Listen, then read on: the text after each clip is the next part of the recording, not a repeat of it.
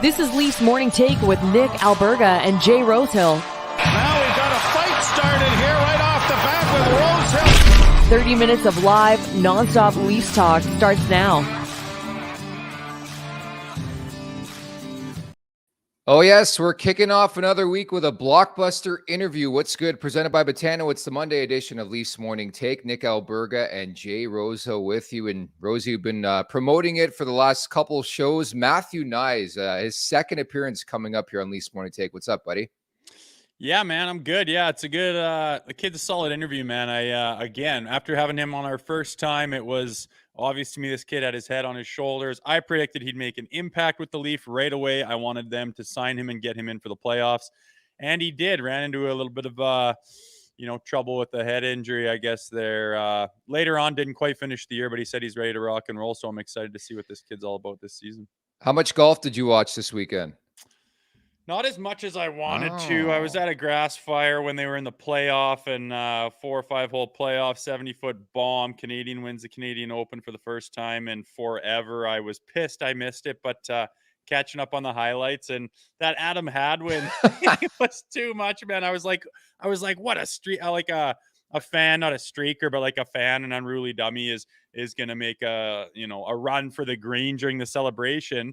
And he gets tackled because I saw it without getting any context. And I was like, well, he's got champagne in his hand. He's got champagne. And I turned it up and it was Hadwin. It's too hilarious. I'd love to know what the conversation with that security guard was like after the fact. It was so Canada. Having said that, I think the guy was just doing his job. I think if you don't know, and like I'd be the first to admit if I went to a golf tournament and I was security, I'd have no clue Adam Hadwin is. Like, it's not like he's a perennial name in this country. Like, I get it. But like, I think the guy was just doing his job, and it actually equates to one of the best pictures, I think, in Canadian golf history anyways, like the celebration and then sort of like the focus on the tackling, like Goldberg style in WWE.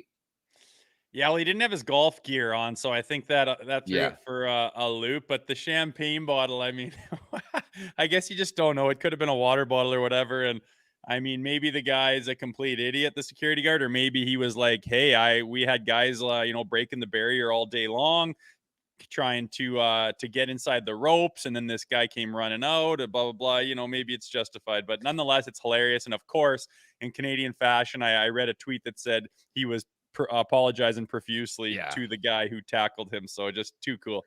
So Canadian. But that type of weekend in general, I think in pro sports, UFC over the weekend in Vancouver, we've been promoting that hard the last little while.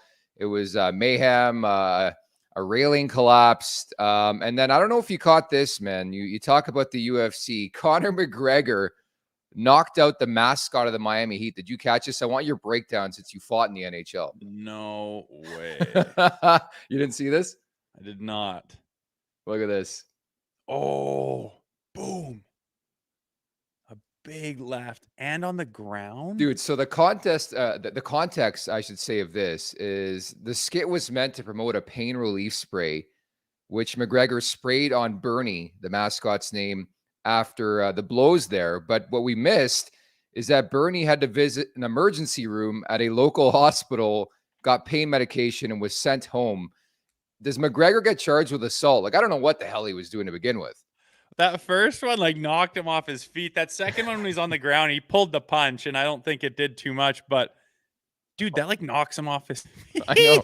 Too bad for whatever product that is that didn't get the job done. He still had to go to the hospital. Hey, geez, McGregor. He's a loose cannon, man. He's done a lot of shit that's just like, my God. Dude, I just thought that was the irony of this whole thing, that the skit was meant to promote a pain relief spray, and well, it didn't work because the guy got badly injured. He was just being a mascot and doing his thing, and McGregor caught him. And I think that's what happens sometimes. It happens in, I watch pro wrestling. It happens from time to time where somebody catches a punch, and that's what happens. So I know the Twitter world and social media made so much of that situation.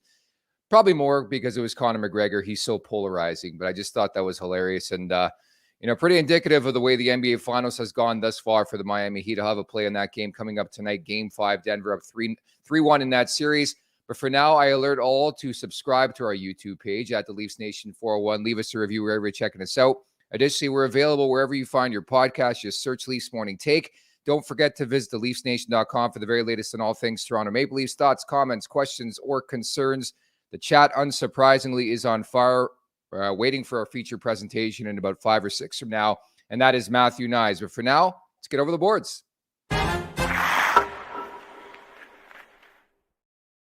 We'll start with the Stanley Cup Final. So coming up tomorrow night, and I can't stand these extra days off. Like the fact that they dragged the Stanley Cup Final out for 3 weeks drives me insane. I get why they do it, but the other thing driving me crazy on this Monday is the fact that it took the Leafs 19 years to win a playoff series. And here's Vegas in season 6, dude. They're 1 win away from winning the Stanley Cup. This is their second Stanley Cup Final in 6 years. They're going to do it, man. I think this series is done. Oh, the series is toast, man. The Florida Panthers are toast. They're lucky to squeak a win into there. That's the only really redeeming factor of this series to me personally. Watching it has been average. Vegas has had a stranglehold the whole time. I had my money on Florida. Thought they'd pick up where they left off. They did not. And it just lost its steam. It lost its momentum. I don't think it's anybody's fault because both teams, finished their conference final in quick fashion, leaving the better part of a week to which is already scheduled to finish that series as it goes 7 games. Neither of them did, so there's just that extra week plus a little breather. Then by the time you start, summer's going and you're like, oh yeah, and it's not like any penultimate teams or anything. It's Florida and Vegas, not big hockey markets, although Vegas you could argue is now, but nonetheless it just hasn't had the pizzazz that I've wanted. I think at the first second round when people are talking Maple Leafs Oilers final, I think there'd be a little more eyeballs on this thing, but I think Vegas has got it wrapped up. They look dominant. They look like they're there to get it done, and I really think that Florida is just kind of reeling, going, what the hell happened? We had it going and it's gone. Yeah, I won't sugarcoat things. It's been a boring series, a dull series. We've been waiting for that moment or the moment, and it just hasn't happened. I'm with you. I took Florida to win the Stanley Cup. It's just not going to happen. I think it's curtains for them. Quite frankly, I think they could have easily been swept in this series. I just can't help but think my big hot take from last summer on NHL Fantasy on Ice, the podcast I do for the NHL, was that the Vegas Golden Knights were going to miss the Stanley Cup playoffs. And here they are with Adin Hill as their number 1 goaltender, 1 win away from winning the Stanley Cup. It really is an epic story. Just shows you, number 1, how good of a coach Bruce Cassidy is. Number 2, you have to build from the back end. That blue line is outstanding. They have 2 number 1 defensemen, Rosie. That's the big story for me is you have Pietrangelo, and yeah, here's Theodore, and Nicky Hague's a stud too. Like there's just so much depth on that back end for Vegas. Yeah, it is depth, and it's guys stepping up, and it's big boys being big boys, and you got that goaltender, whether he's, a Conn Smythe candidate or a Vezina candidate all year, if he came out of the weeds and just decided to step up and be the guy. And that happens sometimes. You look out through history, sometimes, teams get put in shitty situations and a goaltender steps up and makes a run for him. And that's what's going on right now with Hill. It's good for him. He hasn't shown any weakness. He hasn't backed off. He's overshadowed Bobrovsky, which I think he was the heads and shoulders candidate for the Conn Smythe Trophy going into this series, and that's kind of washed away now. So yeah, it's just a case of a team having everything going. And going into training camp, that is literally what every team in the NHL is searching for, and the Maple Leafs are no exception. You want to find that formula. How do we get this well-rounded, deep team where this guy's stepping up to fill that role? These guys are doing their job. This guy's playing over his salary cap hit, and everyone's just chugging together. Then you're well coached. Then you got this brotherhood where everyone would just die for each other, and you go on a run like that. And that's what you see almost every year when a team wins the Stanley Cup is a team that has come together and everything is going right, and it's just this magical go. And it's something the Maple Leafs have had the opposite of. They've had the players on paper. They've had the big contract guys signed up. And it's just nothing has come together when it matters. But ultimately, that's just the formula that every team in the NHL is looking for. And usually only 1 or 2 finds it by the end of the season. It just shows you how hard it is truly to win the Stanley Cup. Like Florida, to everybody, I think, seemed like the team of destiny. They had an outstanding postseason. And then, yeah, you run into another team of destiny in the Vegas Golden Knights. And I think it's over. And I think it's over in Game 5 coming up on Tuesday night. We'll preview that more coming up tomorrow. The Stanley Cup Final, Rosie, might still be going on, but that hasn't stopped the NHL rumor mill over the weekend. Heard names like Noah Hannafin, Scott Lawton. Tom Wilson's the one that stands out for me, and who knows if he's available at this point in time, but I can tell you he's 1 year away from UFA, so that's going to raise some eyebrows at the very least. And we've been talking about this guy all season long. I know he came off season last year, knee surgery, played sparingly in the regular season, didn't look like the same guy. But I think when healthy, and when healthy is the big term here, Tom Wilson's a guy who can make a difference for the Toronto Maple Leafs. I think we both agree they need a bit of a different look of something they don't have, especially that pugnacity level, that hybrid type player. I just think Tom Wilson's the perfect type of player that you want to go after this offseason. Do you agree? Yeah, I think it could work. I mean, the thing I like about him the most is he's still in his 20s. He's 28, 29 years old. He's not an over the hill guy where it's like, let's get this guy and see if he can do what he did 8-9 years ago. It's a guy who could still have his best hockey ahead of him. I mean, he can play, he can be effective, and just knowing what it's like to watch a game or play a game where Tom Wilson's involved in it, it's kind of the opposite of what the Leafs are. They're the ones.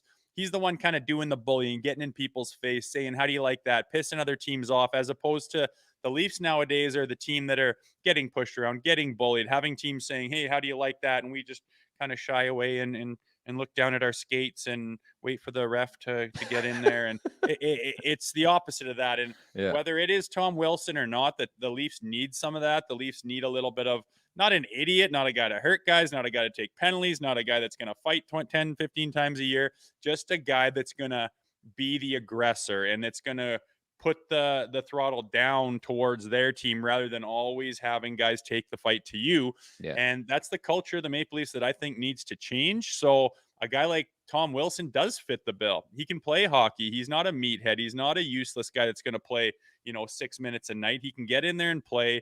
He's got, some years under his belt.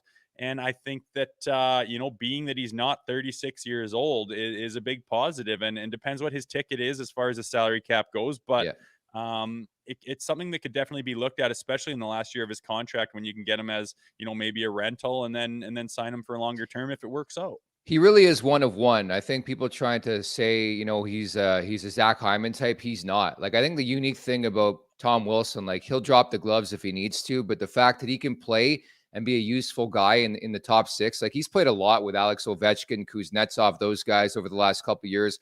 I do feel there's an element of like maturing too, like early on in his career, always getting suspended, known for the big time hits, like much similar, not the same type of player. Like Matt Cook really found himself, really leveled out considering all the suspensions. I just think the Leafs could really use a hybrid type player like this, a guy who you can feel confident about playing in your top six, but also with some edge. Like, I think he'd be perfect for time and space to create that for, like an Austin Matthews. If you paired like him on a line with Matthews, like, I just think it brings a different look.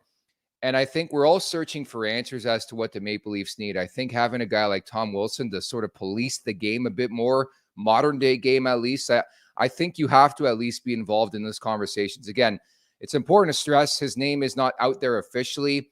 I'm sure Washington would think about it at this point, considering where they're at, they're retooling, rebuilding, whatever they want to call it. Yeah, it'd be interesting to see top six. I mean, I know they'll give him a shot. But being that, guy on the third line, that to me, that's that depth where you can kind of roll lines and, so you like him on the third line? Yeah, I'm thinking third line and to be a really good third line and pair him with a couple guys who can bang and crash. But I mean, obviously you put him together with those guys on the top few lines. You look at his points, they're not massive, but like you said, he can play with an Ovechkin. So yeah, it appears that Sheldon Keefe isn't going anywhere. And we know that he's no stranger to, giving guys chances all over the place and mixing it up. So if that did come to fruition, I'm sure they'd try him everywhere, but it would be interesting to see where he settled down and where he fits the best. Yeah, we're looking for that bottom six depth. So I like the look there, but certainly a versatile player in Tom Wilson. And again, Scott Lawton's another guy from Oakville, Ontario. The Leafs have been linked to him for a long period of time, but again, a different GM now in place with Kyle Dubas in Pittsburgh. So even Noah Hannafin, the connection as well. Toronto potentially adding a top four blue liner. We'll talk about that as the week goes on. But for now, our feature presentation, again, we've been teeing him up since last week. We had a chance to catch up with Matthew Knies for the second time on this show on Friday. So have a listen. Look at this one. First and foremost, how are you feeling? 6 weeks removed from the concussion? Yeah, feeling good. Yeah, no symptoms. All in the clear now. Got back to training, so doing well. The whole Shane Doan thing, we can start there. How did that come about? Like, what happened when you got that call and then you showed up at his house with a jersey? Yeah, my mom actually got a text from his wife, saying that he took the job and that he wanted to hear from them, before social media. So that was, I was pretty excited. I know my parents were ecstatic that he's going to be around, and now I'm also, really pumped. I'm just gonna have a familiar face in the locker room that I could always chat with, and no, I was really excited. And then I was actually going to go to the golf course with his son. So I thought I'd bring him a jersey and just kind of show my appreciation that he's a part of the group now.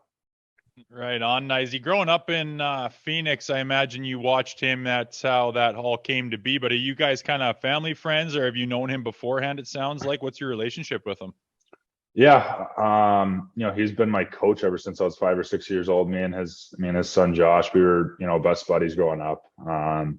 Always the most competitive ones out there when we were playing against each other or with each other. I think we were always super competitive, so we got along with each other well. And I think once Shane retired, I think he was behind the bench and just around us, all the time. So he was kind of a huge idol for all of us. I know Austin, he was a big idol for him too. So he was just for all of Arizona hockey, he meant so much to us. And to have a guy like that, at our practices at a very young age, it meant a lot to me. And I'm just happy that we could kind of keep that relationship, especially now that he's coming to Toronto. It's pretty cool. So the last time we talked, you weren't officially a National Leaguer. Congratulations, first and foremost. Holy fuck. It was a crazy 5 to 6 weeks, dude, but it didn't even feel like you were a rook in this league. How did it feel to go through that experience? What was everything like, especially in the city of Toronto? I mean, you come in,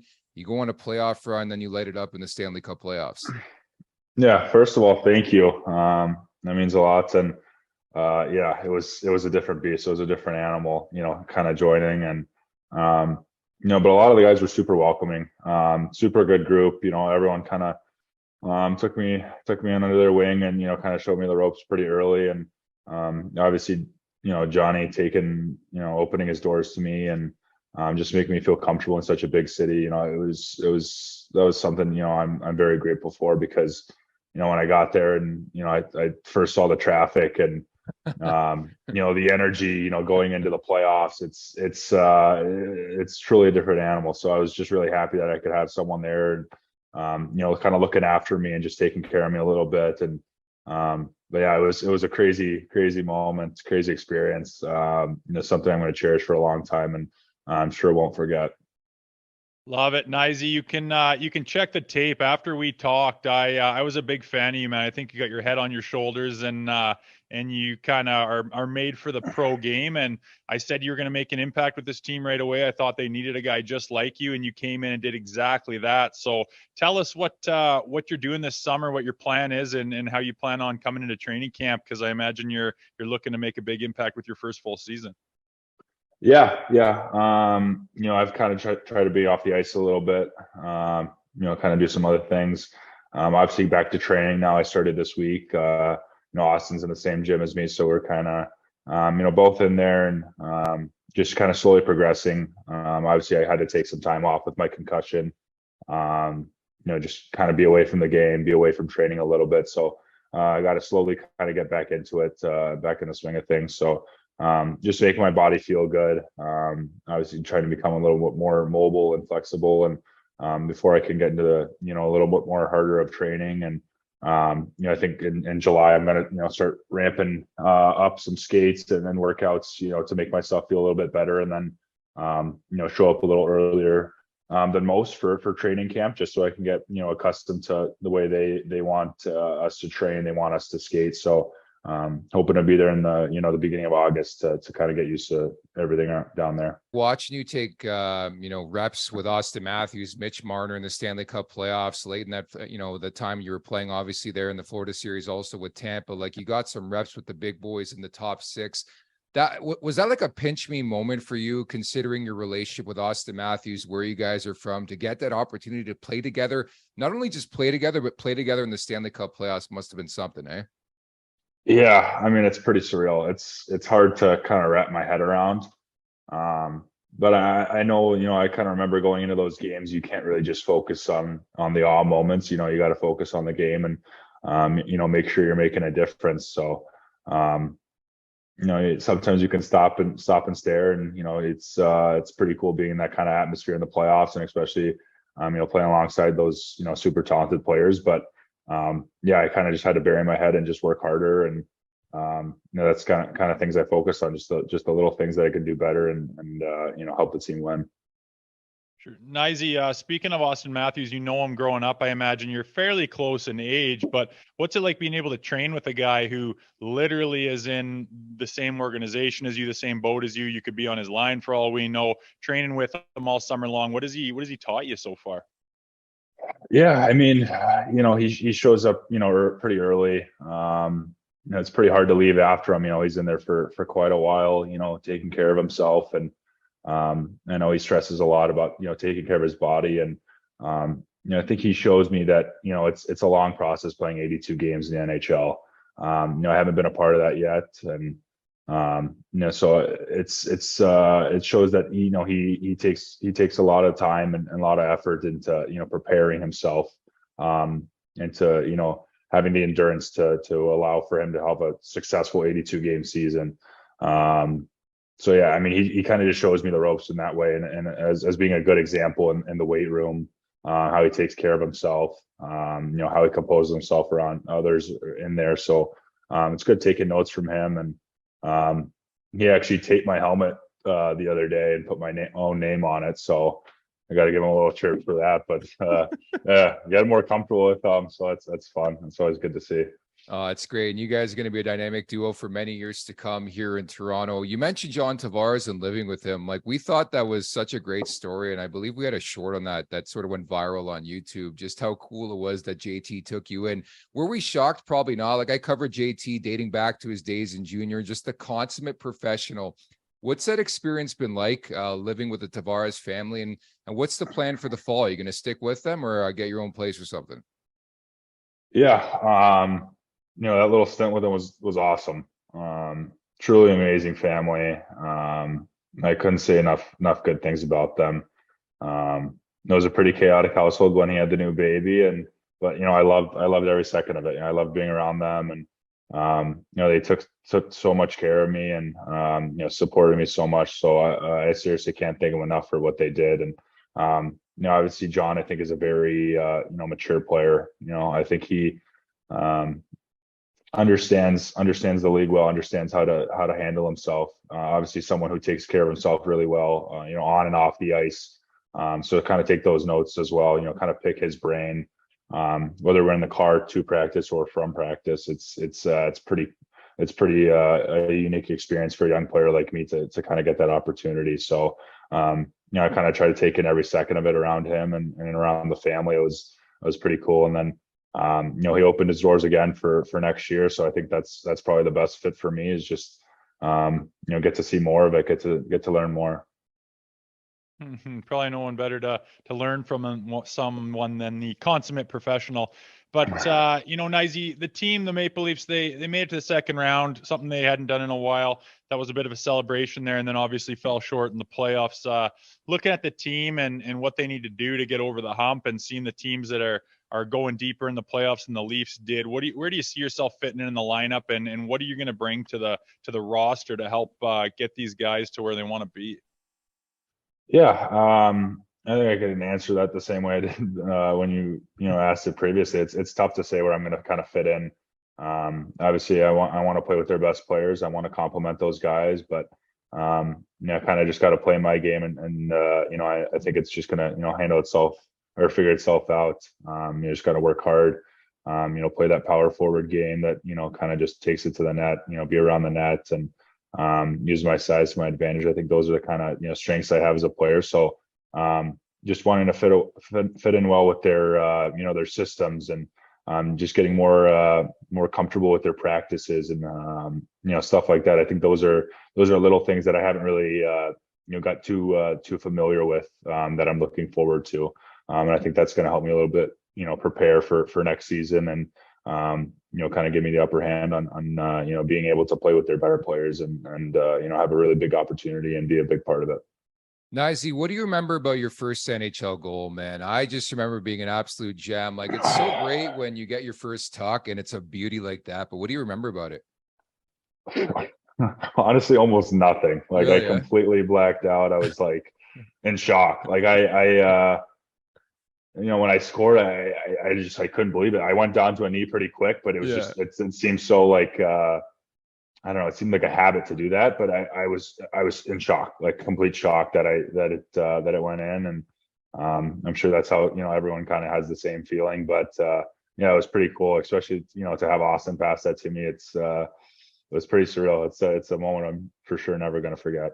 What goes through a player's head that you've been working so hard to get to the National League? You're playing in the Stanley Cup playoffs and your first NHL goal comes in that environment. I can only wonder on the bench, like, were a million things going through your mind as you get ready for your next shift? Yeah. I mean, I being a hockey player, you kind of just put that one behind you and you go out and want another one, you just want to keep getting more and more and more. And after finding that feeling, you just gain so much hunger to do more and just provide the team with more satisfaction. So it just made me more motivated for the rest of the game and for the rest of the series. And so it was a very cool experience to be a part of, for sure. Early thoughts on the city of Toronto. You sort of mentioned it earlier on. Obviously, it was a unique experience for you coming in after college to a postseason run, then you play in the Stanley Cup playoffs. But dude, I'll be honest, like, you guys won in the first round. I was out on King Street West. It was a good time. Like, it hits differently, doesn't it? No, it does. I mean, the fan base, how much love there is for hockey in the city of Toronto. It's something I've never seen before. Coming from a kind of a smaller market here in Arizona, I think people love hockey, but I think people in Toronto bleed and die for hockey. So it's a complete different animal when you come up there, especially around playoff time. It was surreal, and I love the city of Toronto. It was incredible to play in front of them and just to be in that atmosphere, and so it's pretty cool. I got one more. So according to sources, and you probably know because I told you who we interviewed before the show, you have a notebook of things you're learning, according to sources. What kind of things are you learning, and what's in that notebook, Kniesy? Yeah, so the boys would joke with me, and it's like my imaginary notebook, because everywhere we go, like I looked like a lost puppy almost. Like every restaurant we went to, every hotel, I was just like, couldn't figure it out. So every time like someone would tell me something, they're just like, write it down. So every time I was like, Joe, like, what time's this? What time's that? Like, what do I get here? He's like, just write it down. So that was my like little notebook. And I don't know, I was learning from him, so I didn't have to get kind of embarrassed by the older players. So tell me you're a rookie without telling me you're a rookie, eh? Seriously, yeah. Boy, you're gonna be a wily veteran before long with that baby in your pocket. Yeah. Hopefully. Anyways, Kniesy, man, you're the absolute best. Second appearance on the show. We hope down the road maybe a third. Best of luck here moving forward in the summer. Looking forward to seeing you in the fall here, bud. Yeah, appreciate it. Thank you guys for having me on again. Salt of the earth, the one and only Matthew Knies making his second appearance, Rosie, on Leafs Morning Take. Yeah, it's good, eh? I mean, I like this kid. I think he's a wicked pick for the organization. I can see why they picked him, not just his on-ice skills, but his character. And, I keep saying he's got his head on his shoulders. And to be honest with you, that's rare at that age. And, the experience is only going to go up from here. And with that, he's going to take that to the next level too. So I'm pretty pumped. He's one of the things I'm excited to see this season coming up is how he steps into the NHL and solidifies himself and what he can do in his rookie year. I love this budding bromance as well with Austin Matthews, something to behold, I think, over the next couple of years for sure. The Betano wrap-up is presented by Betano.ca. The game starts now, 19 plus. Please play responsibly. And for today's play, I'm going back to the NBA Finals. Give me the under, Rosie. 208.5 is the number set, minus 105 for the under. My logic is pretty simple. Denver's up 3-1 in the series. They're looking for their first ever championship. I think they're going to be a bit tentative and tense, obviously, naturally. And Miami will give it their best, especially on defense. They're a team that patterns themselves on their D. And I think they're going to be ready to play. They're going to scrap and claw. They got guys like Jimmy Butler and Kyle Lowry. So I expect a defensive-minded game here. So I'm taking the under 208.5 in Game 5 of the NBA Finals. I know you don't care. That makes sense to me, buddy. Okay, perfect. Let's roll on to the chat because you're the NBA guru on this podcast for sure. Chat's on fire. Mr. P-Mail Bacon writes, great interview, guys. We appreciate that. Mark writes in, Knies 34 and Marner are going to be sick with some playing time together. I couldn't agree more. Like, I really, really enjoyed that trio. I know we got a small sample size of that in the postseason, Rosie. It fired me up to see those three together. Yeah, it did. I like how he rounds off that line. He can make plays, but he can go get the puck first and kind of grind it out through the corners and down low, and he can get the puck to those two players. And then, we saw there when he was playing to finish off the season and in the playoffs, he can pop into those spots and jump on pucks that those, obviously high talent minded players beside him can find him when he pops open. So it'll be interesting. It'll be fun. I hope they just get clicking like crazy. And, maybe, I don't know. We're going to start off here in the regular season again. And we always say, well, they're going to dominate the regular season, but it only matters what happens in April. So nonetheless, I hope they find some jam. And I'd like to see this season there be some more solidified lines throughout the year. Sure, at the beginning, you're going to have your new guys come in and you're going to be mixing and mashing. But post-Christmas, I would really like to see some actual lines where these guys just go through thick and thin, ups and downs, highs and lows, and they can battle through that. And the lines themselves build some character, which could possibly help them in the postseason. Because right now that blender that was going into the playoffs last year, I did not love it. And I feel like, when the going gets tough, you have nothing to draw from because you don't even have those guys beside you for more than a few games at a time. Hey, come October, we're going to be a content factory. Make no mistake about it. Game 1, I'm going to be like, well, this game doesn't matter because there's 81 more of them. And we'll get to the postseason when we get there. But nonetheless, appreciate everybody tuning in today. It was a joy bringing you Matthew Knies once again. Again, more exhilarating interviews coming up or with you live Monday to Friday, 11 a.m. Eastern time, all the way until June 2nd. And a lot to cover over the next 3 or 4 weeks. So make sure you keep it locked. At the Leafs Nation 401, if you're watching right now and are not subscribed to our YouTube channel at the Leafs Nation 401 for access, for alerts, for everything you need to know about the Leafs and obviously us covering the Leafs. Many thanks to Matthew Knies and to you, Rosie. We'll talk tomorrow, buddy, okay? You bet. See you guys tomorrow. There you have it. Many thanks to producer Aaron as well, and we'll talk on Tuesday. Take care, everybody.